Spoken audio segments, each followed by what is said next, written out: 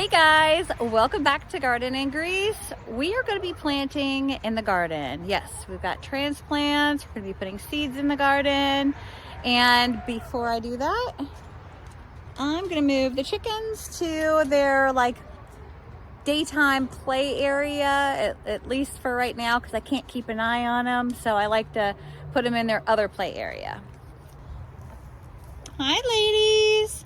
All right, so I shake their treat jar around and they go anywhere I want.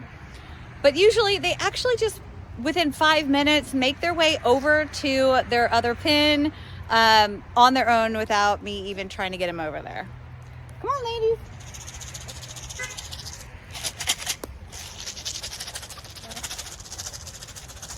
Ooh, look at them go.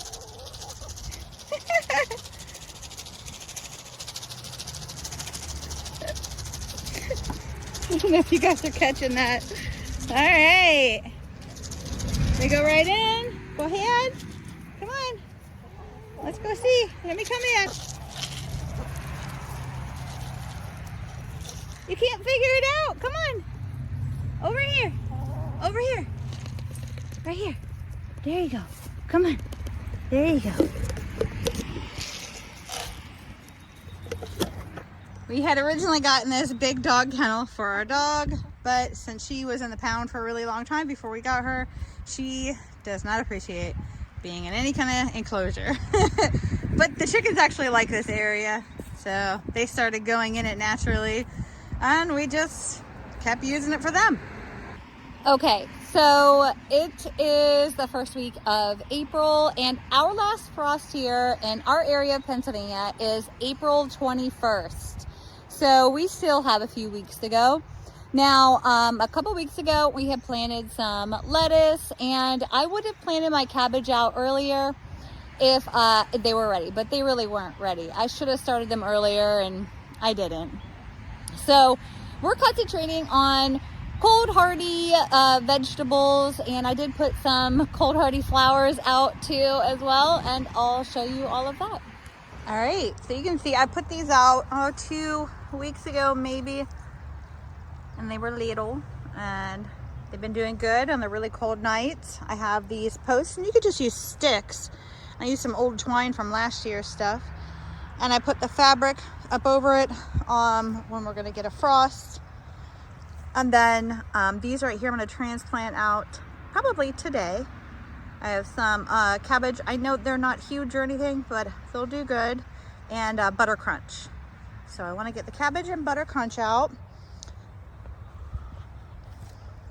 I need to go get some. I have leaf compost access for free from the township. I'm going to go get some of that and use that as a mulch in the beginning. My strawberry plants, I thinned this out big time, and then the squirrels helped dig some out. I think yeah, that one didn't survive. I have replacements. That one doesn't look as good, and then they dug out one that was right about there. I didn't know what I wanted to do with all the strawberry runner plants, and I didn't want to get rid of them, so I just literally put them in buckets and put some soil around their roots, and there's got to be probably 60 of these plants. I have this one separated out. I'm giving those to my daughter-in-law, taking some to my dad. I'll probably take some more too because there's a ton in here. So I'm gonna take a couple of those and replace the ones that didn't make it through the winter. Okay, well, the sun's starting to go down, but I want to get my little baby cabbages and butter crunch, I think it's called butter crunch, lettuce, put into this bed and put mesh over top of it. So I'm gonna get to working on that. Okay, so I'm tired of buying specific fertilizers for all kinds of stuff. So seedlings inside, I use a liquid fertilizer, and sometimes I'll use it outside depending on the situation. But I just get the Espoma Garden Tone, and I pretty much use it on everything outside. So what I do is I kind of put these where I want them, and yes, they're a little bit small, but I want to get them out. And they've been hardening off for about 2 weeks now, and for the past I think 24 to 48 hours they've just been outside full time. So I'm going to clear away some of my mulchy debris to expose my soil here, which is beautiful. Look how nice and soft and wonderful that is. Wow, I'm really impressed with it. Okay, so I will take, and at this point, I basically just take a handful. I don't measure anything, really. But I mix it in with the soil in the area, kind of below it. I take my cabbage, this is just a red acres cabbage, and then I have golden acres cabbage. And you see I got a decent amount of roots down in there. Nothing huge, not like they had to go out, but I wanted to get them out in the garden. I honestly need the space underneath the lights for some other things I just recently up-potted, like all my tomato plants.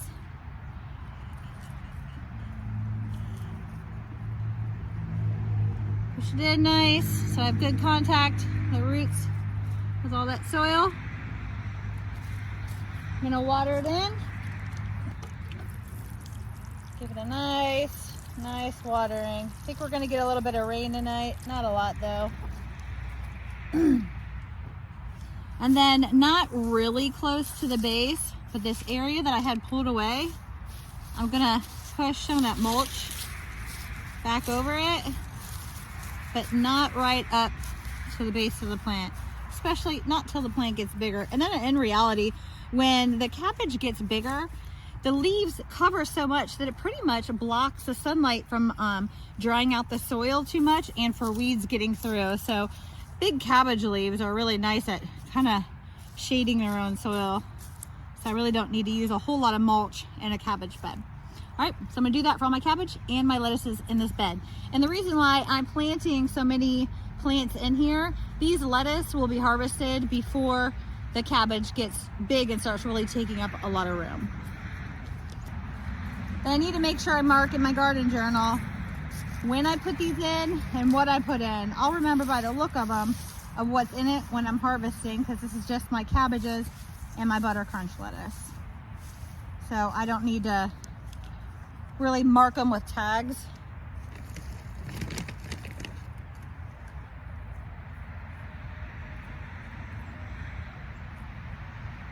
I will top dress the soil multiple times actually.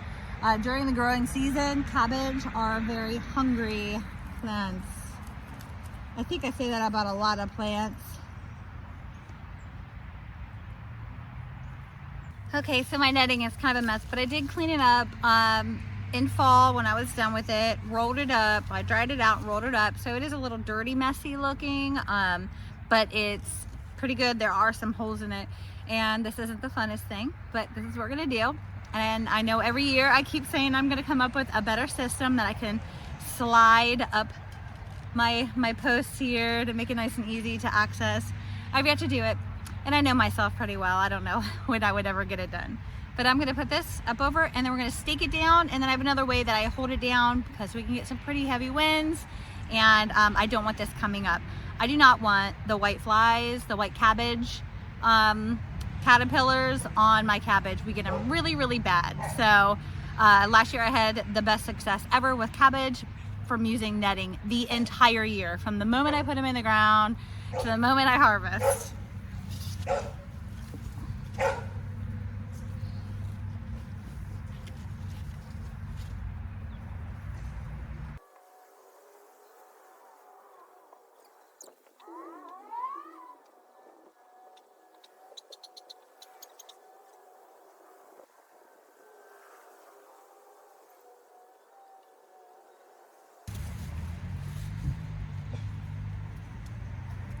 Okay, so after I use my garden staples, I also take a piece of wood, the interior length of my bed, and I slide it between my poles and my side of my bed, and I make sure it's on top of the netting so that it doesn't get blown up in any way. I don't have any chance of these cabbage moths getting in here.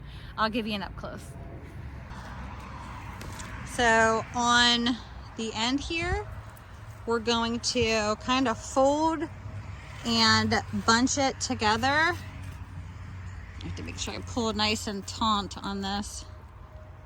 And then pin it really good down here. So let me grab more pins. But you'll see what I mean. See how that's already kind of pulling through there? If you don't have excess on this side, that's just gonna make an entrance. Even if you use the garden pens, I guess you could use a lot more, but I use that to help evenly hold down the mesh. See here, so it is a pain in the butt whenever I have to open it every time to either harvest or fertilize, water, that kind of thing. I can water through the mesh, but it's not as even and it kind of runs off the sides. So I do like to take it off to do my watering. Okay, and there we go. All safe and sound.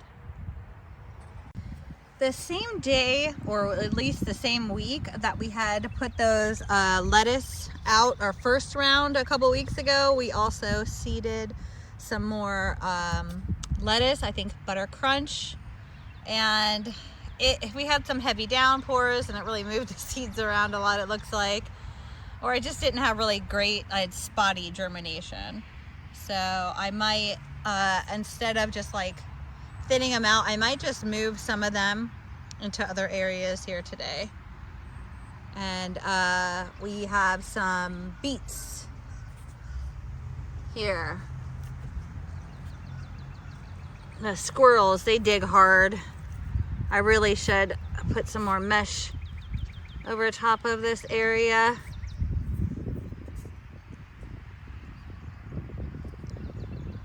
Okay, so it's the next day and it's really sunny. It's a great day. The past couple of days have hit about 80 yesterday and today, and the nights are like in the 50s, but I know we're gonna have some that are gonna drop down. So just to let you know, we are only planting plants that are cold hardy outside. I got my onions in, well, most of them, and I have a little bit left over, and I thought I'd put them in one of these beds here. But before I do that, this is the leaf compost we get from the township, and I just took the car so I didn't have to go take the truck. It has a bunch of car parts in it. So, and I'm just gonna top dress the soil with it, mix it in just a little bit, not a lot, with some organic fertilizer, and I've got some onion starts left in there, so I'm gonna put them in here. So I have a mixture of the starts and the sets in this bed and out in the cottage garden to see which one's going to do better. It's still the same, similar top dressings, but I use wood mulch out there, and it's in contact obviously with the ground. They're not raised beds. Last year they did amazing. So I got all these in. I don't even know, I didn't count how many. And I got a bunch of the front yard, and now we're going to put the rest in. Got a little operation going here. She drilled holes on the bottom, and so all the way over the bottom, you can see that, and then about an inch up. And now she's mixing the leaf compost, bag of potting mix, a little bit of garden fertilizer, and perlite in there. We're gonna grow some carrots. Good job, Rosie. Thank you. And then my apricot tree has a side shoot coming off of it below the grafting point, so I need to cut that. It's taking its energy away from letting the rest of the tree grow. So the wisteria that I thought I had done really good at taking out of the garden, if you have a single bit of root left in the ground, it will come back. And right where I have my rhubarb, it's like right under that. I need to figure something out without hurting the rhubarb. Look, they're beautiful. Put some pansies in. Oh, they're so pretty. Look at my nigella. It's self-seeded over here. I love it. It's wonderful. I did it in another spot too, so I'm really excited about that. Some of my garlic did okay. I didn't cover this like I said I was going to. The squirrels really dig in my garden bed, so I don't expect to get a good harvest. We've got creeping thyme that started as a little tiny container about that big, and now it's here. And then there is some, underneath is some of that nigella, and that's my feverfew. It looks awesome. Like, wow, it actually had a green clump there all winter long. It stayed a pretty green, and now it's really growing. The onion bulbs, I planted them. They're doing well. just a little square of them right here. I just did it a couple days ago. All right, guys, it has been a super busy weekend trying to make the most of it completely. But to sum it up, we've got some flowers in the pots. We've got onions in the ground. We got strawberry plants that we had clipped off from the mother plants in the fall. We got those planted out and some given away. We've got our carrots started. We got cabbage and lettuce in the ground, and we're still topping off and cleaning out beds.